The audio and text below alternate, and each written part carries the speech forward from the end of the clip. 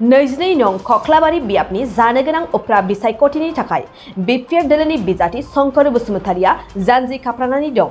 खख्लाबारि सिमलानि block BPF कमिटिनि मावख'आव बिजाथि शंकर बसुमतारिया नुजाथि फैनानै खौरांनि गेजेरजों उफ्रा बिसायख'थियाव बिजाथि मोननानै गोजोननाय मोननायखौ फोरमायदों आरो रायजोनि खामानि हारि हादोरनि खामानि मावगोन होननानैबो फोरमायदों बिथाङा।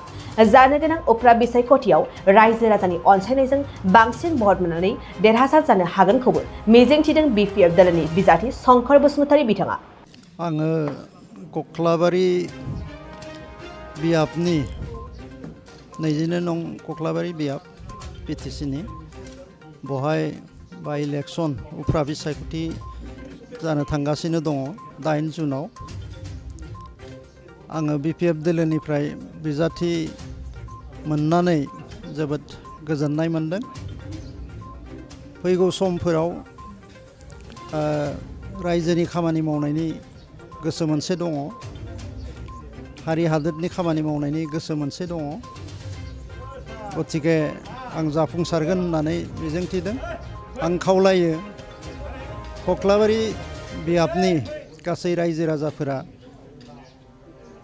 सिगांनि समाव बिपिएफ दोलोआ जिहेतु गासै बिटिसि ओनसोलनि जौगानायनि खामानि मावदोंमोन, हारिनिबो जौगानायनि खामानि जथेस्थ' मावदों। बे गासैबो बिथिंखौ नायनानै देग्लाय खख्लाबारि बियाबाव नांगोलनि सावगारियाव बिपिएफ दोलोनो भट होनानै हाग्रामा महिलारि बिथांनि जा आखाइ, बे आखाइखौ गोख्रों खालामगोन होननानै आङो फोथायो।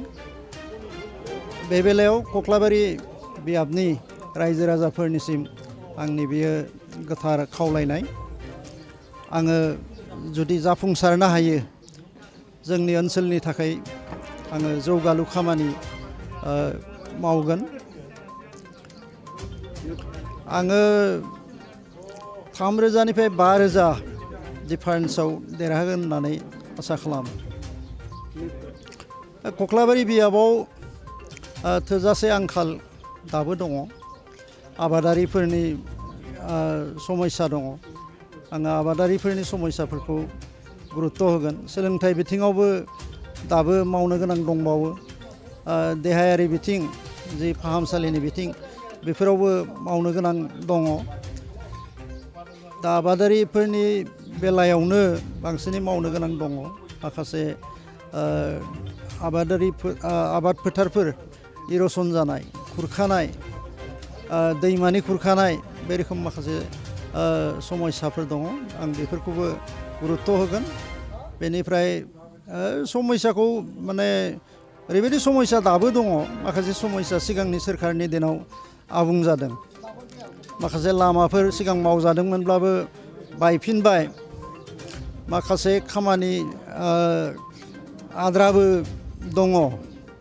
बेफोरखौ आङो मावफुंनायनि सायाव गुरुत्त' होनायनि खोथा सानदों। সমষ্টিত এইবাৰ উপ নিৰ্বাচন হ'বলৈ গৈ আছে। কক্লাবাৰী সমষ্টিত এইবাৰ ৰাইজে পুনৰ বিপিএফ দলক সমৰ্থন জনাব বুলি মোৰ বিশ্বাস। আৰু মই ৰাইজক আহ্বান জনাইছোঁ, UPPL চৰকাৰে প্ৰমোদ বড়োৰ যিটো নেতৃত্বত বিটিচি চৰকাৰ চলি আছে, সেই চৰকাৰে টোটেলি বিটিচিত উন্নয়ন অনাত, আমাৰ সমষ্টিত উন্নয়ন অনাত বিফল হৈছে। তেওঁলোকে যিবিলাক কাম এতিয়া নিজে কৰা বুলি দাবী কৰে, সেইবিলাক কাম হাগ্ৰামা মহিলাৰীৰ চৰকাৰৰ দিনত ফাউণ্ডেশ্যন হোৱা বা সেই সময়ত আহি থকা ফাণ্ড, নৰ্মেল ফাণ্ড, যিটো বিটিচিত আগৰ পৰাই নৰ্মেল ফাণ্ড আহি থাকে, সেইবিলাক ফাণ্ডেদিহে তেওঁলোকে কাম কাজটো এটা কৰি আছে। বিটিআৰ হিচাপে বিটিআৰ একৰ্ডৰ পিছত তেওঁলোকে নতুন অনুমোদন একো আনিব পৰা নাই। গতিকে প্ৰমোদ বড়োৰ যিটো চৰকাৰ, সেইটো সম্পূৰ্ণ বিফল হৈছে। আৰু ৰাইজে বুজি পাইছে এতিয়া যে হাগ্ৰামা মহিলাৰী ডাঙৰীয়াৰ নেতৃত্বত যি বিটিচি চৰকাৰ আছিলে, তেখেতৰ দৰে UPPL চৰকাৰ নেতৃত্ব দিব পৰা নাই বা কাম কাজ কৰিব পৰা নাই। সেই কথা আজি ৰাইজে বুজি পাইছে, উপলব্ধি কৰিছে। গতিকে ৰাইজৰ ভূমিকা এইবাৰ বিপিএফক তেওঁলোকে পুনৰ বিচাৰিব। কণ্টেষ্ট UPPLৰ লগতেই হ'ব, কিন্তু বহু ব্যৱধানত আমি জিকি যাম। জয় হোৱাৰ পিছত আমাৰ সমষ্টিত বিভিন্ন সমস্যা আছে, কৃষকসকলৰ সমস্যা আছে, শিক্ষাৰ দিশতো সমস্যা আছে, যেটো চিকিৎসাৰ দিশতো বিভিন্ন সমস্যা আছে।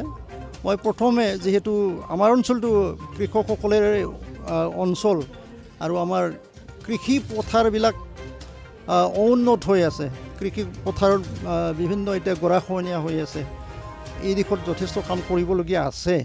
আৰু আগতেও ফিল্ডত ঘূৰি আমি ৰাইজৰ পৰা অভিযোগ পাই আহিছোঁ যে আমাৰ কৃষিভূমি আৰু কিছুমান নদীৰ যিটো খহনীয়া সেইবিলাক প্ৰতিৰোধ কৰিব লাগে।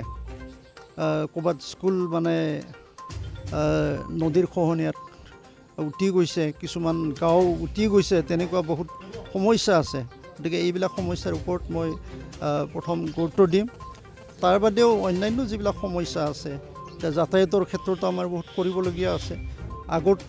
আগতে BTC চৰকাৰৰ দিনত, হাগ্ৰামা মহিলাৰ দিনত যথেষ্ট কাম কৰিছে, তথাপি সম্পূৰ্ণ শেষ হৈ যোৱা নাই আমাৰ কৰিবলগীয়াখিনি।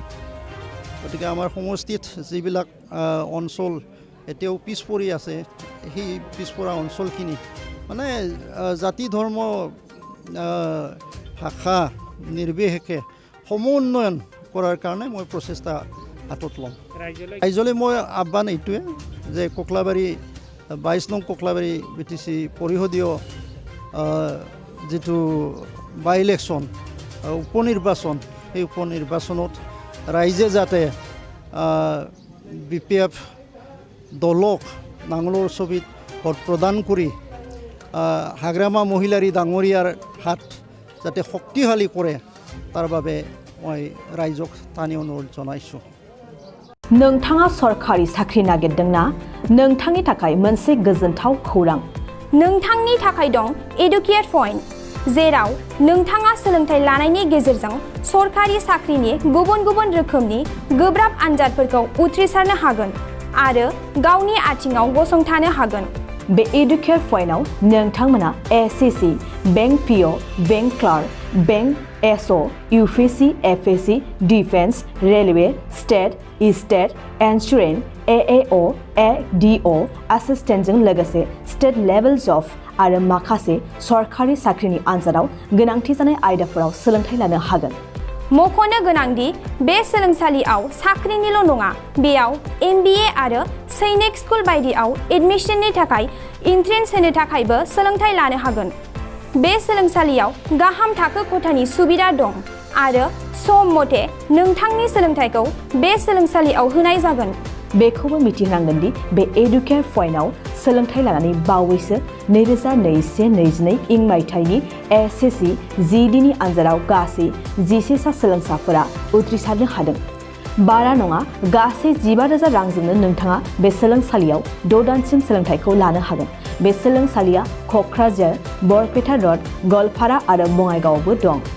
क'क्राझाराव सोलोंथाइ लानो गोसो गुदुं जानाय सुबुंफोरा 70020261333 9101536360 70020261333 9101536360